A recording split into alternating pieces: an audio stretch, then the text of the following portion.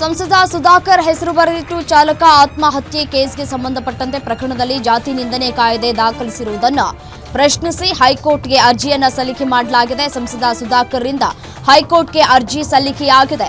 ಅರ್ಜಿ ಸಂಬಂಧ ಇವತ್ತು ಮಧ್ಯಾಹ್ನ ವಿಚಾರಣೆಯನ್ನ ಹೈಕೋರ್ಟ್ ನಡೆಸುತ್ತೆ. ನ್ಯಾಯಮೂರ್ತಿಗಳಾದ ಎಂಐ ಅರುಣ್ ಅವರ ಪೀಠದಲ್ಲಿ ವಿಚಾರಣೆ ನಡೆಯುತ್ತೆ. ಸಂಸದ ಸುಧಾಕರ್ ಹೆಸರನ್ನ ಬರೆದಿಟ್ಟು ಆತ್ಮಹತ್ಯೆಗೆ ಶರಣಾಗಿದ್ದಂತಹ ಚಾಲಕ ಈ ಸಂಸದ ಸುಧಾಕರ್ ಅವರ ಹೆಸರನ್ನು ಕೂಡ ಉಲ್ಲೇಖವನ್ನ ಮಾಡಿದ್ದ. ಸೊ ಹಾಗಾಗಿ ಒಂದು ಕಡೆ ತನಿಖೆ ನಡೀತಾ ಇದೆ. ಈಗ ಹೈಕೋರ್ಟ್ ಮೊರೆ ಹೋಗಿದ್ದಾರೆ ಕೆ ಸುಧಾಕರ್ ಅವರು. ಕೇಸ್ನಲ್ಲಿ ಜಾತಿ ನಿಂದನೆ ಕಾಯ್ದೆ ದಾಖಲು ಆಗಿದೆ. ಸೊ ಹಾಗಾಗಿ ಅದನ್ನ ಪ್ರಶ್ನಿಸಿ ಯಾವ ಆಧಾರದ ಮೇಲೆ ಜಾತಿ ನಿಂದನೆ ಕಾಯ್ದೆ ದಾಖಲಿಸಿದ್ದು ಅಂತ ಹೇಳಿ ಪ್ರಶ್ನೆ ಮಾಡ್ತಾ ಇದ್ದಾರೆ. ಮತ್ತೆ ಅರ್ಜಿಯನ್ನ ಸಲ್ಲಿಕೆ ಮಾಡ್ತಾ ಇದ್ದಾರೆ. ಇವತ್ತು ಮಧ್ಯಾಹ್ನ ಹೈಕೋರ್ಟ್ ವಿಚಾರಣೆಯನ್ನ ನಡೆಸುತ್ತೆ. ಬೇರೆ ಯಾವ ಸೆಕ್ಷನ್ ಅಡಿಯಲ್ಲೂ ಕೂಡ FIR ಯಾಕೆ ದಾಖಲು ಮಾಡಿಲ್ಲ? ಈಗಾಗಲೇ ಅದು ಸುಳ್ಳು ಕೇಸ್ ಅನ್ನುವಂಥದ್ದು ಗೊತ್ತಿರುವಂತಹ ವಿಚಾರ.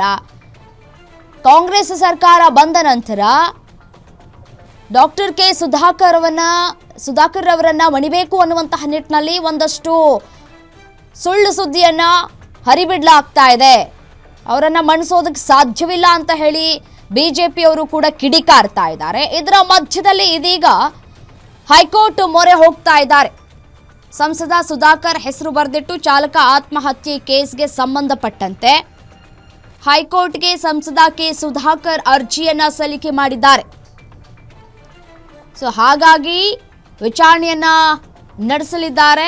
ಇವತ್ತು ಮಧ್ಯಾಹ್ನ ಹೈಕೋರ್ಟ್ನಲ್ಲಿ ವಿಚಾರಣೆ ಆಗುತ್ತೆ. ನ್ಯಾಯಮೂರ್ತಿಗಳಾದ ಎಂಐ ಅರುಣ್ ಪೀಠದಲ್ಲಿ ವಿಚಾರಣೆ ನಡೆಯುತ್ತೆ. ಕಾದು ನೋಡಬೇಕು ಏನಾಗತ್ತೆ ಅಂತ ಹೇಳಿ.